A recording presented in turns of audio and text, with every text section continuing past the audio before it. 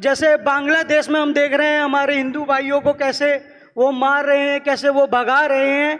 तो इस बात पे तो मैं ये कहता हूँ कि पहले हम खुद मजबूत रहे। जो योगी जी ने नारा दिया है, बटेंगे तो कटेंगे जी, तो इसके में तो मैं यही कहूँगा कि योगी जी ने सही नारा दिया है, क्योंकि हमको सब लोगों को जातियों में बांटा जा रहा है। हम जातियों से उठकर हम हिंदू हैं, हमें ये जानना चाहिए, जातियों में नहीं बंटना चाहिए। और सनातन हमारे संप्रदाय अलग हो सकते हैं, पर हम एक पूरा परिवार हैं। सब आश्रमों के मठ के अलग अलग संप्रदाय हैं, सबके हैं, पर हम सब हिंदू हैं, हम सब एक हैं। तो ये तो उन लोगों की गलतफहमी है कि वो ये सोचते हैं कि हम अलग हैं, हम अलग होकर वो हमें अलग अलग कर देंगे। तो ये गलत है उनकी सोच, ऐसा कुछ भी नहीं है और ऐसा ना होगा। ये उनकी सोच है, ये उनकी मानसिकता है, पर हम सब एक साथ ही हैं और इसका पूरा समर्थन करते हैं। योगी जी का धन्यवाद करते हैं। और रही बात कुंभ की, हमें योगी जी पर इतना भरोसा है कि हमें कुछ कहने की आवश्यकता ही नहीं है कि कुंभ सफल होगा और इतना बढ़िया होगा कुंभ, हमें योगी जी पर अपने भरोसा है। बिल्कुल। और महाकुंभ का आगाज तो हो ही चुका है और जब संत यहाँ आ गए और यहाँ से बिगुल बच चुका है तो वास्तव में कुंभ तो भव्य होना ही होना है।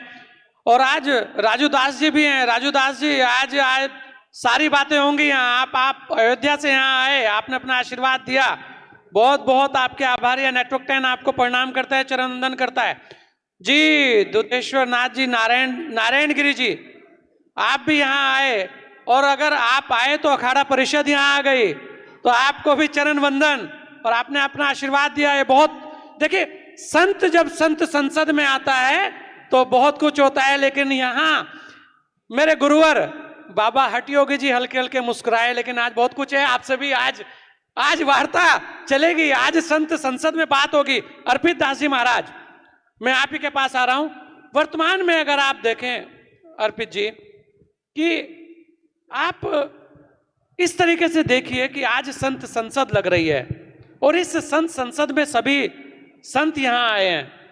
आज ये एक संदेश जाना चाहिए कि वास्तव में यहां जो संत हैं वो उन बेवकूफों से ज्यादा अच्छे से सारी चीजें जानते हैं। उनको बता रहा हूं मैं कि उनको सीखना चाहिए कि हमारे यहाँ जो संत हैं पहले आए और जरा हमारे साथ बैठ के वाद विवाद करें, जरा बैठें, उन्हें पता लगेगा कि जहां तुम्हारी सोच खत्म हो जाती है वहां से उनकी शुरू होती है। ये वो संत हैं। इस युवा पीढ़ी जो आज ये बैठी है सामने, ये युवा पीढ़ी है, यहां से संत की जब शुरुआत होती है और जब वो गुरुओं के एक एज में जाता है और जब उस पर टिप्पणियां होती हैं तो वास्तव में असहज हो जाता है हर कोई। वो संघर्ष को नहीं देखता जिस संघर्ष को वो कर आया है। तो अर्पित दास जी, अगर सन्यासी राजनीति करे तो दिक्कत कहां है? क्या आपको लगता है कि सन्यासी को राजनीति नहीं करनी चाहिए? अगर नहीं लगता तो आप बताइए कि वास्तव में अगर सन्यासी राजनीति करता है तो वो चेहरा योगी जैसा हो जाता है, तो उससे डर क्यों लगता है जी?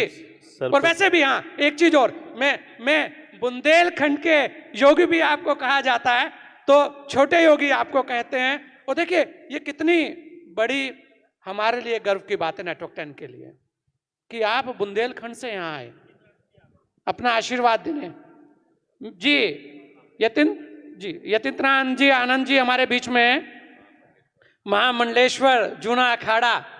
गुरुवर देर से आए, संत संसद के आप आयोजक हो, लेकिन चलिए आपका बहुत बहुत स्वागत है। वैसे तो आपको आज स्वागत करना है सभी का, क्योंकि आप तो आयोजक हो। तो आप तो पहले ही, अभी स्वास्थ्य ठीक है आपका? ठीक है, आप बैठिए। तो अर्पित जी, छोटे योगी वाले आज तेवर यहां भी दिखने चाहिए, कुछ सनातन पर बात यहां भी होनी चाहिए। ये नेटवर्क 10 का मंच है, ये संत संसद का मंच है जी। सर्वप्रथम तो मैं नेटवर्क 10 न्यूज चैनल के पूरे परिवार को बहुत हृदय की अनंत गहराइयों से शुभकामनाएं देता हूं और धन्यवाद प्रकट करता हूं कि उन्होंने सनातन धर्म के पर चर्चा करने के लिए इतना बड़ा मंच लगाया और पूरे देश से पूज्य संतों को बुलाया।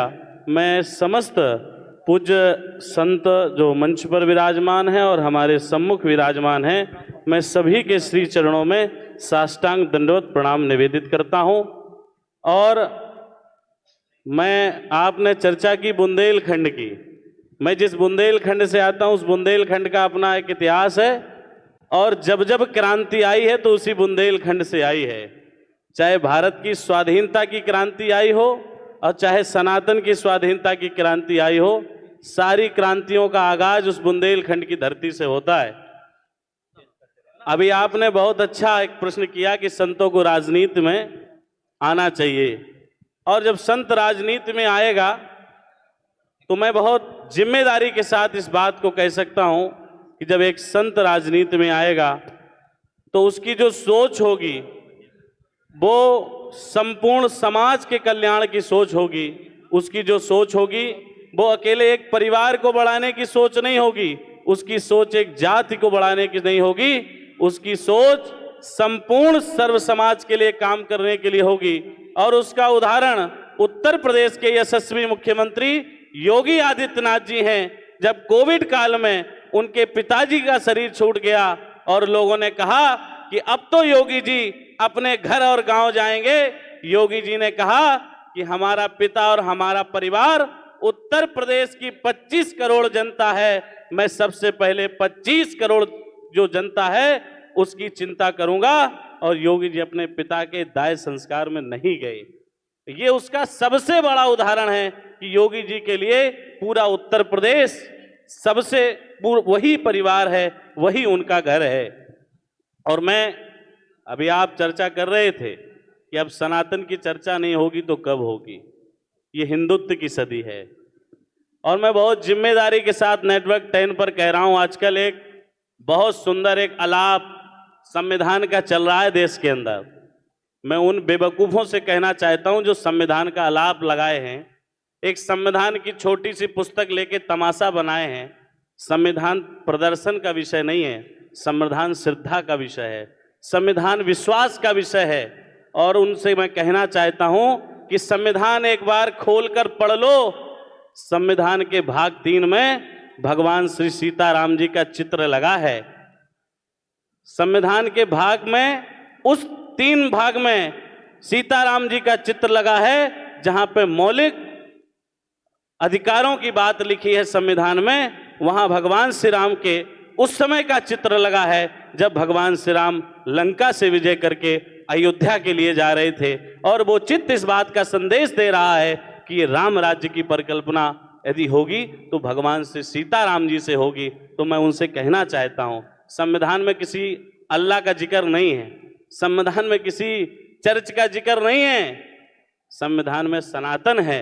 और उस संविधान में एक चित्र और है श्री हनुमान जी का, और वो चित्र है जब हनुमान जी लंका मां सीता की खोज करने जा रहे थे।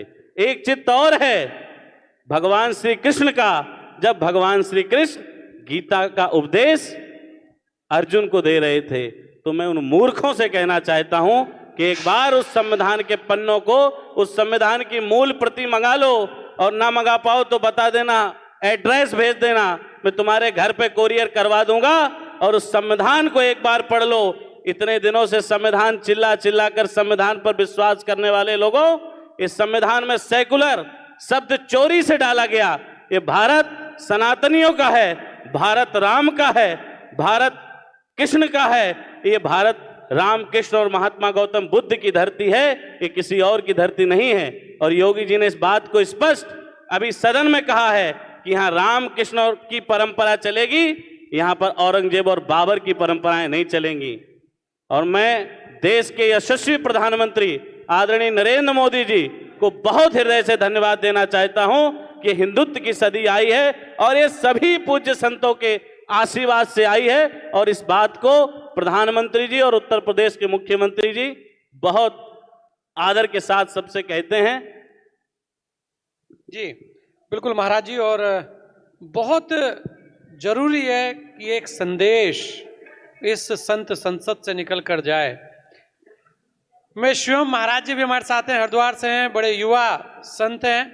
हमारे बीच में चिदानंद मुनि जी जी महाराज जी भी आ चुके हैं, आपको भी चरण वंदन, आपका भी बहुत बहुत स्वागत। और शंखनाद आज हो ही चुका है और देखिए आज सभी संत अपना आशीर्वाद देने हमारे बीच में आ रहे हैं। और जब मैं अपने पिता तुल्य और मेरे हमेशा समय समय पर मुझे आगे बढ़ाने वाले जगत गुरु शंकराचार्य राज राजेश्वर आश्रम जी से कहा कि संत संसद करने जा रहा हूं, ठंड बड़ी होगी नोएडा के अंदर और आपकी तबीयत भी ठीक नहीं रहती है, लेकिन आपको आना है। तो बाबा हठ योगी जी ने कहा कि अरे आएंगे कैसे नहीं, हम पकड़ के लिए आएंगे। लेकिन कल तो जब गुरुदेव आए और अपना आशीर्वाद दिया और आज यहाँ संत संसद सजी, तो वास्तव में लग रहा है कि ये संत संसद का एक संदेश पूरे विश्व में जाएगा। चिदानंद मुनि जी भी, महाराज जी आपका बहुत बहुत स्वागत है। नेटवर्क 10 आपका हृदय से आभार व्यक्त करता है, चरण वंदन करता है। आप भी अपना स्थान ग्रहण करें। शिवम महाराज जी, बांग्लादेश में जो हो रहा है उस पर बहुत सारे लोगों ने चुप्पी साध रखी है। ऐसा लगता है कि जो टेप है, वो जो फ्लेक्सी जिससे चिपकती है, ये पीछे जो फ्लेक्सियां होती है, शायद वो टेप से उनके मुंह पर कोई फ्लेक्सी चिपक गई। अन्यथा यहां पर तो छोटी छोटी चीजों पर अवार्ड वापस हो जाते हैं। लोगों को डर लगने लगता है। लोग कहते हैं हमें भारत में डर लगता है। क्या कहेंगे आप कि आज उन लोगों को बांग्लादेश में डर नहीं लग रहा है? आज उन लोगों को यह नहीं दिख रहा है कि आज हमें अवार्ड वापस करने चाहिए? आज अंतर्राष्ट्रीय स्तर पर वो लोग क्यों चुप्पी साध लेते हैं? क्या कहेंगे आप? क्योंकि आज संत संसद से उनसे भी सवाल करना है कि भाई अब आओ, अवार्ड वापस करो। और मातृशक्ति माता जी भी हमारे बीच में है। आज संत संसद वास्तव में एक संदेश देके जाएगा। सभी मातृशक्ति को मैं प्रणाम करता हूं, चरण वंदन करता हूं। आप यहां आए, आपने अपना आशीर्वाद आज हमें दिया नेटवर्क 10 को। जी शिवम जी। सर्वप्रथम मैं नेटवर्क 10 को शुभकामनाएं देना चाहूँगा कि आपने ये संत संसद का कार्यक्रम रखा, जिससे कि हमारी बात हर समाज के हर वर्ग तक जाए। और ये आज संतों का आगाज है। जब जब सनातन पर बात उठी है तब संतों ने उस बीड़ा को उठाया है। सर्वप्रथम मैं सभी लोगों को कुंभ में आने का न्योता देना चाहता हूं। कुंभ है क्या? भारत हमारी संस्कृति से जाना जाता है। भारत की जो सभ्यता है वह सनातन है। भारत इन महात्माओं से जाना जाता है। भारत की सभ्यता गंगा है, गौ है, संत हैं, और यही पहचान है भारत की। इसलिए जो जो ऐसी सोच रखते हैं, आदि अनादि काल से ऐसे बहुत लोग हुए जिन्होंने बहुत षड्यंत्र करने की कोशिश करी सनातन पर, लेकिन हमेशा उन्होंने हार का सामना किया है। हमेशा सनातन जीता है। हमेशा सनातन फिर उभर के और अपने बल से आगे आया है। सनातन कभी ना मिटेगा और ना कभी मिट सकता है, क्योंकि सनातन में ऐसे लोग हैं जो सनातन की धरोहर को और आगे लेके जाएंगे और दुनिया में प्रकाशित करेंगे। जी बिल्कुल शिव महाराज जी हमारे साथ आचार्य जी हैं और बौद्ध धर्म गुरु हैं। आपसे भी मैं अनुरोध करूंगा कि आज जो अंतर्राष्ट्रीय स्तर पर जो बांग्लादेश के अंदर हो रहा है अल्पसंख्यक के ऊपर, वहां पर आप देखें जिसे लेकर यहाँ बात हो रही है, जिसे लेकर ये संत संसद में एक प्रस्ताव ये भी है, आपका क्या सोचना है? और जल्दी से अपनी बात भी रखिएगा। जी महाराज जी। मैं सबसे पहले अपना परिचय भी दीजिएगा। सभी लोगों को पता लगना चाहिए कि बौद्ध धर्म गुरु भी हमारे बीच में है, वो भी अपना आशीर्वाद देने हमें आए हैं और संत संसद में वो भी अपनी बात रखेंगे। जी मैं आचार्य यशी फुनसोक परम पूज्य दलाई लामा जी का अनुयायी हूँ। जो आप लोगों ने नेटवर्क 10 टीवी 11 विषय को मैं सबसे पहले समर्थन करता हूँ। सभी 11 विषय जो है वो बड़ा महत्वपूर्ण है। देखिए बिल्कुल और 11 ताली हो जानी चाहिए इस पे। मैं ये हम सब का केवल यहाँ आज के आयोजन तक नहीं, परंतु यहाँ के जाने के बाद हम सबको जन जन में पहुँचना चाहिए। यही नेटवर्क टीवी का एक उनका आशा भी है और इन लोगों का आयोजन करने का मकसद भी है। जहाँ तक कि अंतर्राष्ट्रीय संबंधित जो आज सनातन धर्म और अन्य धर्म के प्रतिनिधि के साथ जो यहाँ जो धर्म भारत से जो प्रारंभ होकर जो विदेशों में गया है, उन्हीं लोगों को आज यहाँ बुलाया है। और उसमें से ये बौद्ध धर्म आप सब जानते हैं, तथागत बुद्ध शाक्य मुनि का जन्म और उसके बाद परिनिर्वाण सब कुछ भारतवर्ष में हुआ है। आज से 2567 के पहले ये हुआ है। ये एक मैं जानकारी देना चाहूँगा, वैसे सभी लोग जानते होंगे। और आज भारत में जो कुछ हो रहा है, सनातन धर्म हो या अन्य धर्म, उस पर तो हम सब जानते हैं निकटतम से। और वो जो भी कुछ धर्म और दर्शन पर जो उल्लंघन हो रहा है, उसको तो हम सब निंदनीय करना चाहिए। हमें चुप के नहीं रहना चाहिए। कल भी मैं कहीं कार्यक्रम में था, मैंने अपना विचार रखा। आज यहाँ अंतर्राष्ट्रीय स्तर पर चाहे बौद्ध धर्म में भी हो, चाहे सनातन धर्म में भी हो, चाहे जैन धर्म में भी हो या अन्य सभी धर्म में, जहाँ भी अगर संकट है, समस्या है, तो सभी शंकराचार्य जी से लेकर सभी लोगों को बोलना चाहिए। केवल मंच का इंतज़ार नहीं करना चाहिए। आजकल सोशल मीडिया के माध्यम से हम सबको बोलना चाहिए और लोगों को ताकि जाने कि हम सबको महात्माओं का समर्थन भी है। आज एक विषय रखा है बांग्लादेश में, जो बौद्ध धर्म और सनातन धर्म के लिए बड़ा संकट में है। आपके पड़ोसी देश, आज मैं दलाई लामा जी का अनुयायी है, बौद्ध धर्म का अनुयायी है, लेकिन हमारा तो संकट पिछले 65 वर्ष से संकट में है। इसलिए मैं यहाँ हूँ आप लोगों के समक्ष में, being a Tibetan, being a Dalai Lama अनुयायी, डिसेबल, तथागत बुद्ध के अनुयायी होने के नाते मैं यहाँ आज आप लोगों के समक्ष में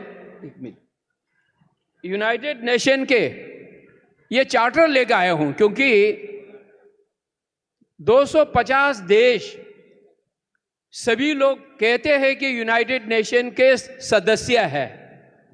अगर यूनाइटेड नेशन अंतर्राष्ट्रीय के सदस्य है तो अंतर्राष्ट्रीय के संविधान या अनुसार उल्लंघन को उल्लंघन नहीं करना चाहिए। आज बांग्लादेश के जो अंदर हो रहा है, सनातन धर्म और बौद्ध धर्म के अनुयायी लोगों पर, जिस देश ने आज़ाद दिलाया, भारत ने आज़ाद दिलाया, और उस सेना में भी तिब्बतन आर्मी भी है, तिब्बती फौज लोगों ने भी वहाँ जाके भारत सरकार के सहयोग और बांग्लादेश को आज़ाद दिलाया।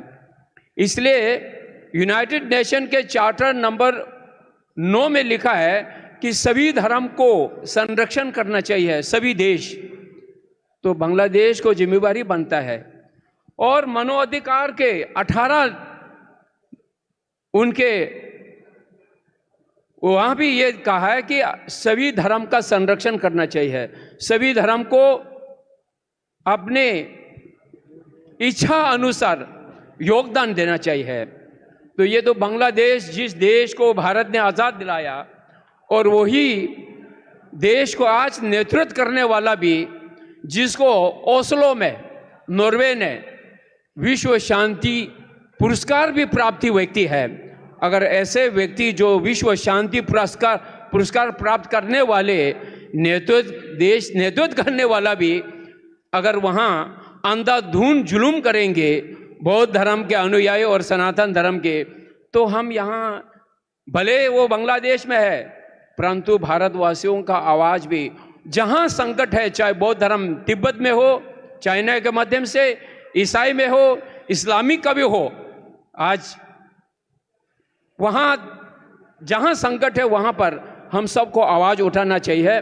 इसलिए जैसे आपने एक विषय रखा है जलवायु, 4 नदियां तिब्बत से बहते हैं, सतलज, ब्रह्मपुत्र, इंडस वैली, और आपके हम लोगों के भाषा में बोलते हैं ताचो खबब, मपचा खबब, सिंगी खबब, लंगजेंग खबब, हाथी के मुंह से, घोड़े के मुंह से और मोर के मुंह से 4 नदियां जो बह रहे हैं आपके कैलाश मानसरोवर से, तो वो भी संरक्षण नहीं कर पाएंगे तो एक दिन हम लोग प्यासा भूखा मर जाएंगे।